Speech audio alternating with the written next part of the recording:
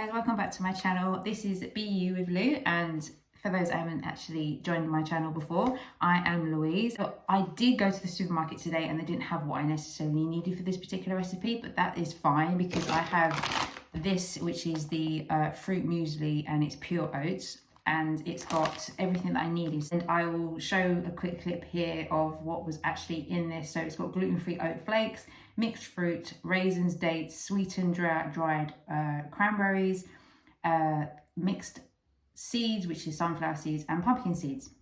So there's no any artificial nasties in there. So we're going to be using that today. But in terms of the ingredients, you would need roughly 350 grams of oats, and then around 100 grams of dried fruits, and if you want nuts in there, there'll be additional 100 grams. So this actually works out really well because it's a 450 gram bag. So let's get started with the recipe. So what's great about this particular recipe is that you can omit certain ingredients you don't like and add things that you do like, as well as the fact that this is a protein flapjack. You can change what protein you want. I have this one here, and I've just recently started using this particular brand, but I use this brand for their green super greens powder. So yeah, we're going to try this today. So let's get started. So in a large bowl here, we're going to be adding the full quantity of this bag. A quarter cup of the protein. So that works out to be roughly 3 tablespoons of protein powder. So this is to help bind it together, and also it's got the added goodness of having protein in there as well.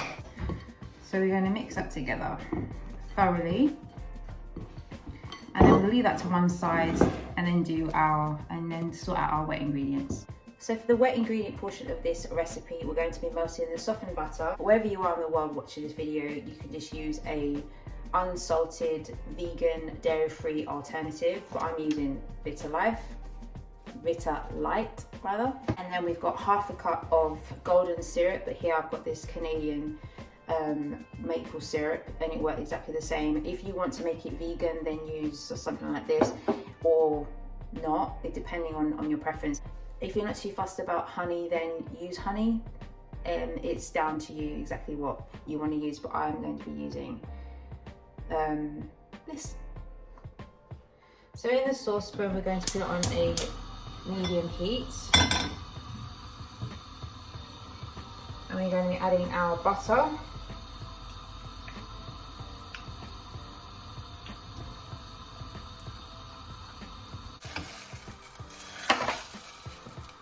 And our syrup.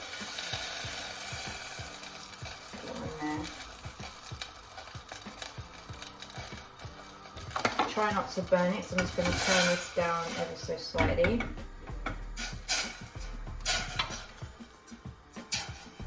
So we're going to melt the butter down, and then once it's melted down, then it's done.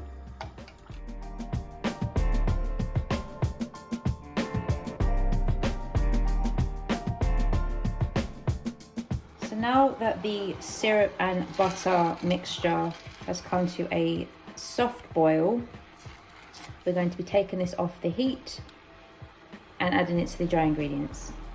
Okay, so now we've got our buttery syrup. We're going to be adding that to the dry ingredients. So put that spatula to one side, and then we're going to be adding this to that.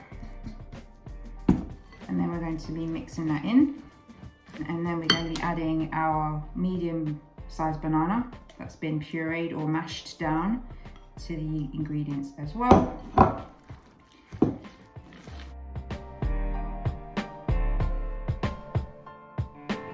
Okay, now that's been well and truly incorporated, we're going to be getting our sandwich tin, and I've just cut out a piece of parchment paper to line in there perfectly. And then we're going to be distributing this into the pan. In regards to the size of the tin, it's entirely up to you whether you want to make bite-sized pieces of the flapjack, or if you want to make it a bit longer or thicker. I mean, this is going to fit the entire tin.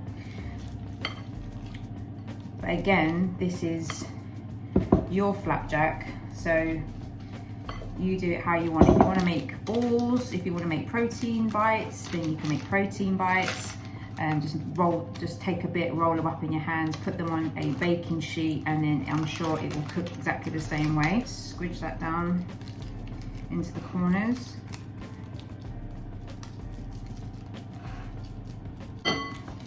And then we're going to be baking this for 30 minutes. So I've just taken the flapjacks out of the oven and I'm very tempted to cut it, but please do not do that yourself.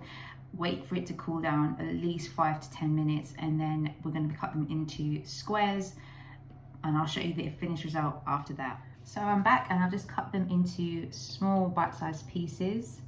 Call that amazing.